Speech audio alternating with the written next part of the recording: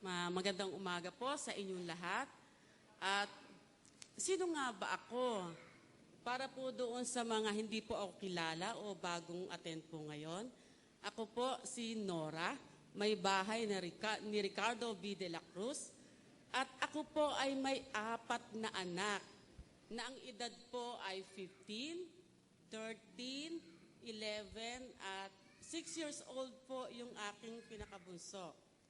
At nag-start po akong magturo ng SOG sa mga anak.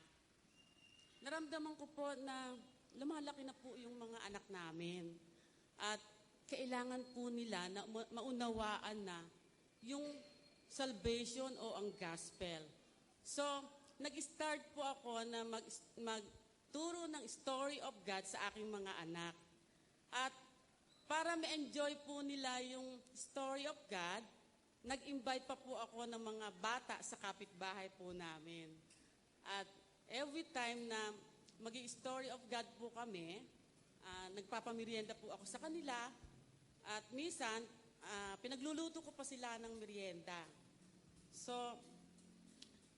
tip po ito sa mga nag-SOG. Magandang training ground po ang bata sa pag-SOG. Kasi may mga time na nagkamali ako sa kwento pero hindi nila halata iyon. Tapos, may mga time na parang kinakabahan ako tulad ngayon pero hindi rin po nila halata iyon. So, magandang training ground ang SOG sa mga bata sa mga gustong magsimula na magturo ng SOG. At hanggang sa dumarami na yung mga bata, nagkatuwang kami ni Ate Irene. Salamat sa Diyos, blessing siya sa akin kasi nagtulong kami na magturo sa mga bata that time.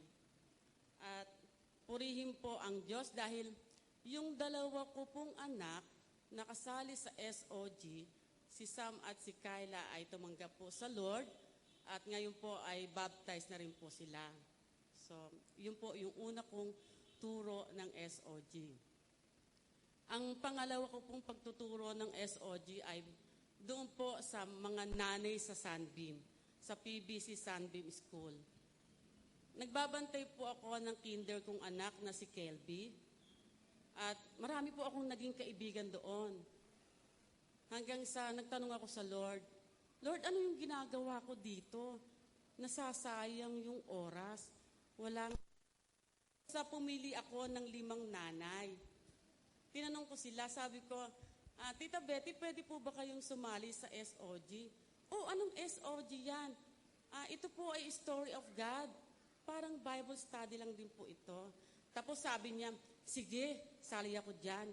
Tinanong ko si Tita Sol, payag din siya. Tinanong ko po yung 5 na yon. Nabigla po ako, payag po sila lahat. So nabigla po ako, sabi ko sa Lord, Lord, payag silang lahat, natatakot po ako. Parang napasubo po yata ako. So, nag-aral po ako na maigi para hindi naman po ako, kumbaga mapahiya sa kanila. So, hanggang sa may action pa ako sa bahay, nahuli pa yata ako minsan na asawa ko na parang nag-a-action ako na ng istorya. So, ayun po. At yung unang edad po nung unang batch, ng in-SOG ko po doon ay 43, 53, 63, at 72 years old po yung pinakamatanda. Hindi masyadong no? Sige. So, iyan po sila. Tapos yung picture 2 din. Ayan. Tapos yung last. Ayan po sila, no? So, pinaghalo-halo na po iyan na first, second, at third batch ng SOG sa PBC Sunbeam School. At mapapansin natin parang ang dami nila. Hindi ba kayo nagtataka bakit wala sila dito? Hindi ninyo nakikita. So may question tayong ganon, di ba? Pero isang reminder ito sa akin na hindi ako ang tagapagligtas. Ang tunay na tagapagligtas ay ang Panginoong Hesus. Ang Diyos lamang po ang nakakaalam kung sino-sino ang kanyang pinili upang maligtas. So, hindi po ako na-depress kahit hindi ko po silang nadalan lahat po dito. Patuloy lang po ako na nag-SOG sa kanila. At hanggang sa God bless my heart, meron pong isang nanay na lumalim po sa pananampalataya sa Panginoon. At yung nanay po na to, hindi ko po akalain na magganon siya, magbubukas ng tahanan para sa gawain sa Panginoon. At yun po ay si Ate Lisa de la Peña. Sayang po at wala sila ngayon dito. Ay, ayun siya, yung katabi, hindi nyo yun. Kilala nyo na po siya, si Ate Lisa de la Peña. At namamangha ako doon sa ginagawa ng Diyos sa buhay niya. Kasi siya na mismo ang nag-SOG sa mga anak niya. At sometimes, pinupuntahan pa niya ang kanyang mga magulang para i-SOG.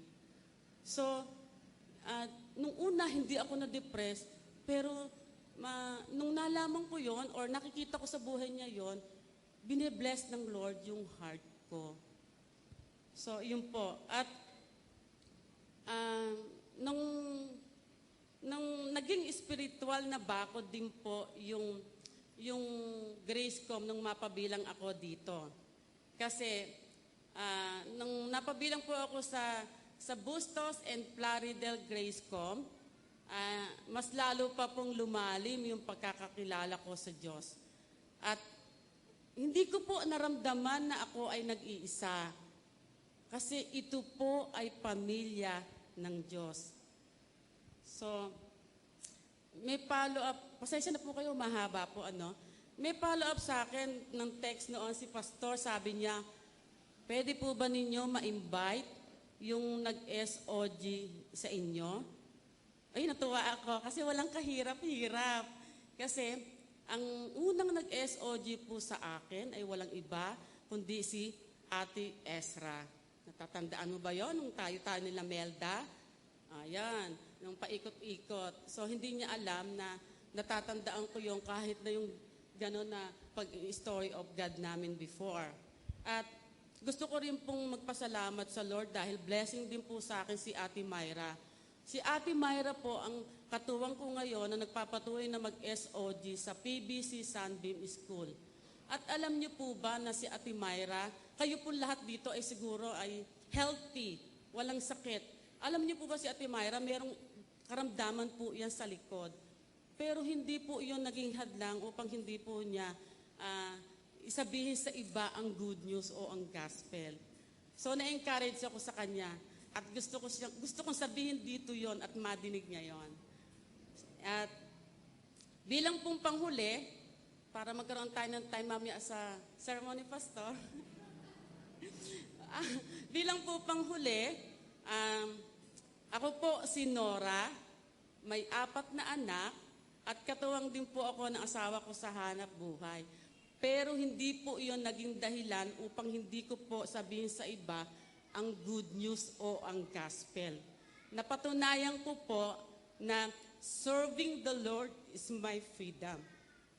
So, to Jesus be the glory.